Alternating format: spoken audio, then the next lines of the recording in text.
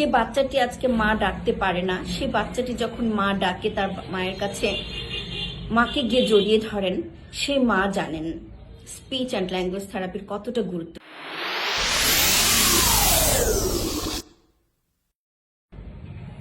আসসালামু আলাইকুম। আমরা আজকে কিছু ব্যারিয়ার্স নিয়ে কথা বলবো।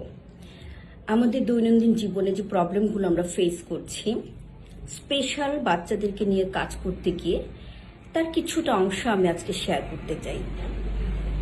আমার মনে পড়ে আমি যখন 2005-এ প্রথম স্পেশাল বাচ্চাদের নিয়ে কাজ করা শুরু করেছি, তখন আমার স্কুলিংয়ের এই প্রজেক্টটির নাম ছিল রংধনু।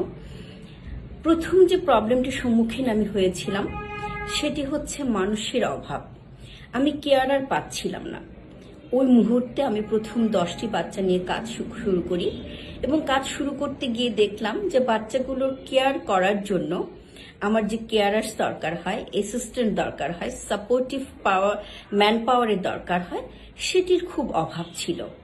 এবং আমি দেখেছি যে স্পেশাল বাচ্চাদেরকে নিয়ে কাজ করার জন্য মানুষ অন্য কাজগুলোতে যতটা সহজে ইনভলভ হতো, এই বাচ্চাগুলোর সেবা যত্ন করবে, এই বাচ্চাগুলোকে সাপোর্ট করবে, তাদের একটু দেখাশোনা করবে, কিংবা একজন ফিজিওথেরাপিস্ট, অকুপেশনাল থেরাপিস্ট, একজন স্পিচ অ্যান্ড ল্যাঙ্গুয়েজ থেরাপিস্টের সহকারী হিসেবে কাজ করবে, এই জায়গাটাতে আসার জন্য আসলে মানুষগুলো উৎসাহ পেত না কিংবা আসতো না, আমরা যেভাবেই ব্যাখ্যা দিই।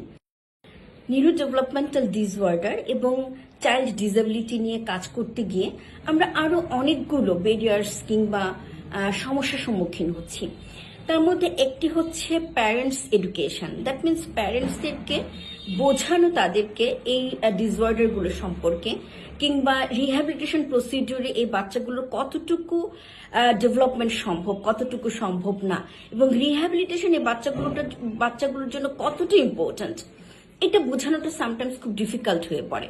যারা এডুকেটেড রয়েছেন, যারা যে বাচ্চাগুলো আসলে ট্রিটমেন্টগুলো পাচ্ছে কিংবা একটু শহরমুখী, তাদেরকে বোঝানোটা হয়তো বা কিছু কিছু ক্ষেত্রে সহজ হলেও যারা এই ট্রিটমেন্টগুলো থেকে একেবারেই বঞ্চিত অথবা এডুকেশন লেভেলটা যাদের ততটা নেই, তাদেরকে বোঝানোটা আসলে খুব কষ্টকর হয়ে যায়।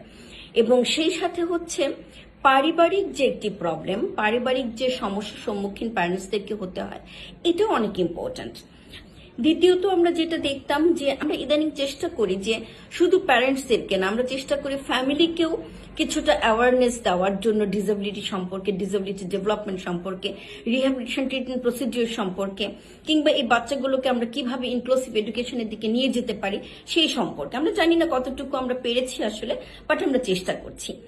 এরপর যে সমস্যাটির সম্মুখীন আমরা হয়ে থাকি এখানে, যে যেহেতু এই ট্রিটমেন্ট প্রসিডিওরটা, রিহ্যাবিলিটেশন ট্রিটমেন্ট প্রসিডিওরটা লং টার্ম, এই বাচ্চাগুলোকে আমরা যখন অকুপেশনাল থেরাপির জন্য অ্যাডভাইস করছি, স্পিচ অ্যান্ড ল্যাঙ্গুয়েজ থেরাপির জন্য অ্যাডভাইস করছি, স্পেশাল এডুকেশনের জন্য অ্যাডভাইস করছি, ফিজিক্যাল ডিসেবিলিটি যখন থাকে তাকে ফিজিওথেরাপিস্টের ট্রিটমেন্ট নেওয়ার জন্য পরামর্শ দিচ্ছি, সেই মুহূর্তে এই ট্রিটমেন্টে কিন্তু একটু লং প্রসিডিওর নিতে হয়।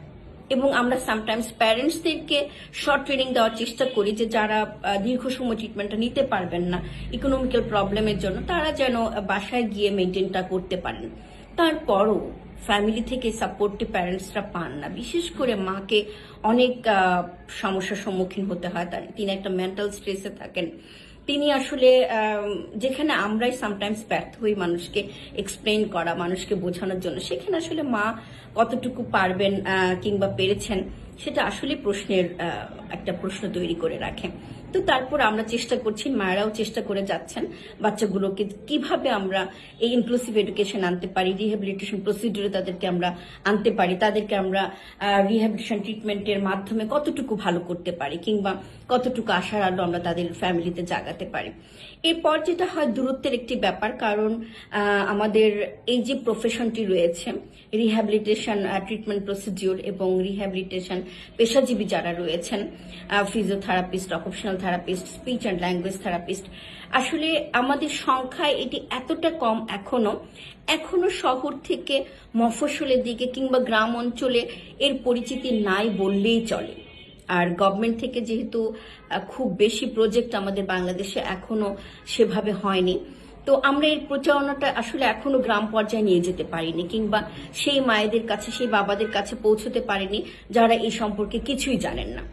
তো আমরা চেষ্টা করে যাচ্ছি, আমরা জানি না আমাদের এই চেষ্টা কতটুকু সফল হবে, বাট আমি মনে করি যে আমার সাথে আমার যে টিমটি রয়েছে, কিংবা বাংলাদেশে এই প্রজেক্টগুলো নিয়ে যারা কাজ করছেন, যারা রিহ্যাবিলিটেশন নিয়ে কাজ করছেন, যারা এই বাচ্চাগুলোকে নিয়ে কাজ করছেন, একদিন না একদিন আমরা বাংলাদেশের প্রত্যেকটি ঘরে ঘরে, ইভেন গ্রামের প্রত্যেকটি ঘরে ঘরে আমরা পৌঁছে দিতে পারবো এই চিকিৎসা সেবাটি।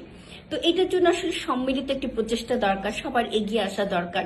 আমি সেই ক্ষেত্রে বলবো যে যারা অ্যাটলিস্ট বুঝতে পারেন, যারা জানেন যে রিহ্যাবিলিটেশন ট্রিটমেন্টটি ডিসেবল বাচ্চাদের জন্য কতটা উপকারী, এনডিডি নিউরো ডেভেলপমেন্টাল ডিসঅর্ডারের যে বাচ্চাগুলো ভুগছেন তাদের জন্য কতটা প্রয়োজনীয়, এই বাচ্চাগুলোকে আমরা সোশ্যালি রিহেভ করার চেষ্টা করছি, আমরা এই বাচ্চাগুলোর বিহেভিয়ারাল চেঞ্জ আনার চেষ্টা করছি, এই বাচ্চাগুলোকে আমরা ইনক্লুসিভ এডুকেশন থেকে নর্মাল স্কুলিংয়ে নেওয়ার চেষ্টা করছি। এই চেষ্টাটাতে আমরা তখনই সফল হব যখন প্রত্যেকটা জায়গা থেকে প্রত্যেকটা বাবা মা এবং প্রত্যেকটি মানুষ এগিয়ে আসবেন। আপনার মাধ্যমে যদি আজকে একটি পরিবারও জানতে পারে, আমি মনে করি সেই পরিবারে সেই বাচ্চাটি এই ট্রিটমেন্টটি পেতে পারে। আর ছোট্ট করে একটু বলবো, যে বাচ্চাটি আজকে মা ডাকতে পারে না, সেই বাচ্চাটি যখন মা ডাকে, তার মায়ের কাছে মাকে গিয়ে জড়িয়ে ধরেন, সে মা জানেন স্পিচ অ্যান্ড ল্যাঙ্গুয়েজ থেরাপির কতটা গুরুত্ব রয়েছে।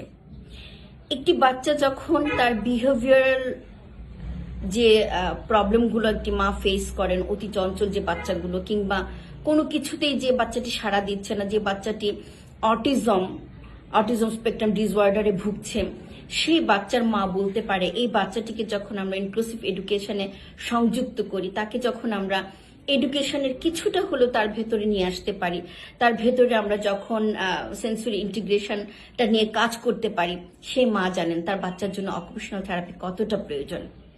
যে বাচ্চাটি আজকে সেরিব্রাল পালসিতে ভুগছে, যে বাচ্চাটি আজকে প্যারালাইসিস হয়ে তার হাত পায়ের অবশতার জন্য বিছানায় পড়ে আছে, কিংবা হুইল চেয়ারে চলাফেরা করছে, সেই বাচ্চাটিকে যখন ফিজিওথেরাপি ট্রিটমেন্টের মাধ্যমে একটু একটু করে হাঁটতে শেখানো যায়, সে যখন ক্র্যাচে করে হলেও ভর দিয়ে সে যখন মায়ের কাছে যেতে পারে, স্কুলে যেতে পারে, কিংবা বাহিরে বের হতে পারে, সেই মা জানেন ফিজিওথেরাপির গুরুত্ব কতটুকু।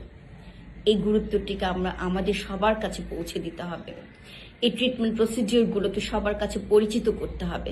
সেজন্য শুধুমাত্র আমাদের না, আমাদের সবাইকে এগিয়ে আসতে হবে এই কাজটি করার জন্য।